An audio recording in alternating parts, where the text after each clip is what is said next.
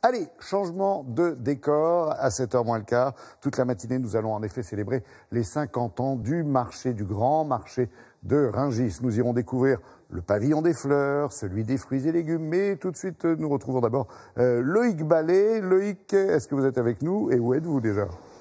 Ah bah oui, je suis avec vous. Regardez, devinez où nous sommes, Laurent. Vous allez deviner forcément là, tout de suite, c'est flagrant. Dans un frigo. Pavillon de la viande.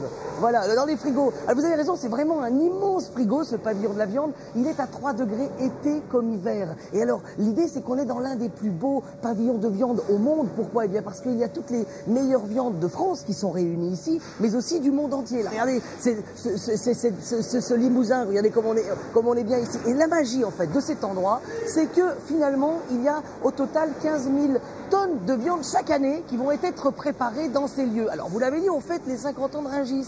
Pourquoi ? Eh bien, parce qu'en 1969, eh bien, finalement, le marché, au gros, de la ville de Paris va quitter le centre, qui était autour de l'église Saint-Eustache, le 2e et le 3e arrondissement, et va venir s'installer le 3 mars 1969, ici, dans ces lieux, du côté de Rungis, aux portes, en fait, de Paris. Et ce qui est assez impressionnant, c'est qu'à l'époque, on va parler du plus grand déménagement du siècle. 20 000 personnes, 5 000 tonnes de marchandises vont quitter Paris le temps d'une nuit et vont venir s'installer ici. Un lieu qui est assez particulier parce que finalement, il y avait le marché dans les Halles, le quartier des Halles à Paris, mais il y avait aussi du côté de la Villette. Et à la Villette, c'était les abattoirs, c'était le quartier justement des bouchers. On avait les forts des Halles. C'est ceux qui portaient ces carcasses sur leurs épaules et on appelait ça les forts des Halles.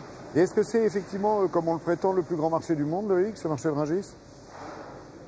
Ah bah oui, exactement. Regardez cette perspective comme elle est immense. En fait, il faut s'imaginer que des pavillons comme celui-ci, il y en a des dizaines autour de moi. On parle de plus de 230, 240 hectares. On est dans un territoire qui est entièrement clos puisque c'est un marché qui est réservé aux professionnels. Et ce lieu est plus grand que la principauté de Monaco. Vous imaginez, c'est le plus grand marché au monde de produits frais. On nourrit 14 millions de Français, 14 millions de bouches sont nourries ici par ce marché chaque année, c'est assez incroyable. Et alors, c'est un lieu qui est réservé plutôt aux professionnels, mais justement, il va s'ouvrir bientôt au grand public ce week-end. Et nous, pour vous faire profiter des coulisses de Rungis, on est parti en triporteur et on a passé toute une journée, enfin plutôt une nuit. Regardez. Ouais, vous avez la côte de bœuf.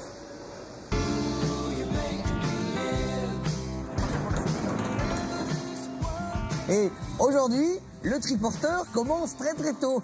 Il est 2h45 du matin et tous les jours, depuis des années, il y a l'arrivée du train historique, le Perpignan-Rungis. 30 voitures qui débarquent dans la gare intégrée au cœur de Rungis.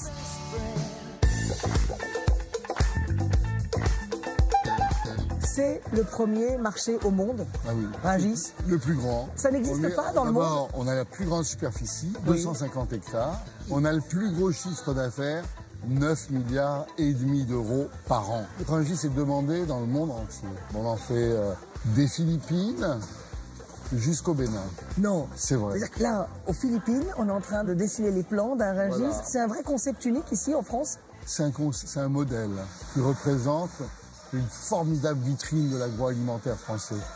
On fait un petit tour de triporteur ? Ah bah avec plaisir. Allez, en avant. Et puis, Rungis, c'est aussi la plus grande réserve de bananes de France. Nous sommes dans une mûrisserie. C'est ici que les bananes, après un transport en bateau, sont apportées vertes. Et c'est ensuite, après être montées en température, qu'elles vont devenir petit à petit mûres. On va réveiller la belle endormie. Antoine, on m'a dit que pour parler des 50 ans de Rungis, il fallait que je vous voie. Disons que je fais partie des survivants, quoi. Hein.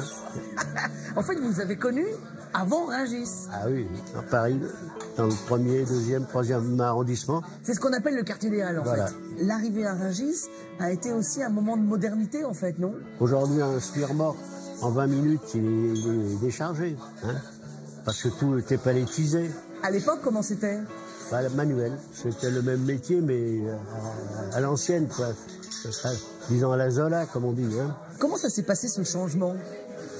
Ça s'est passé en 2 jours. Hein. En 2 jours, oui. Le ventre de Paris s'est vidé. D'ailleurs, c'était l'armée qui faisait la circulation. Est-ce qu'on regrette ces Halles ? Moi, non, moi, pas du tout. Je regrette d'avoir 50 ans de plus, mais pas la façon de travailler. Hein.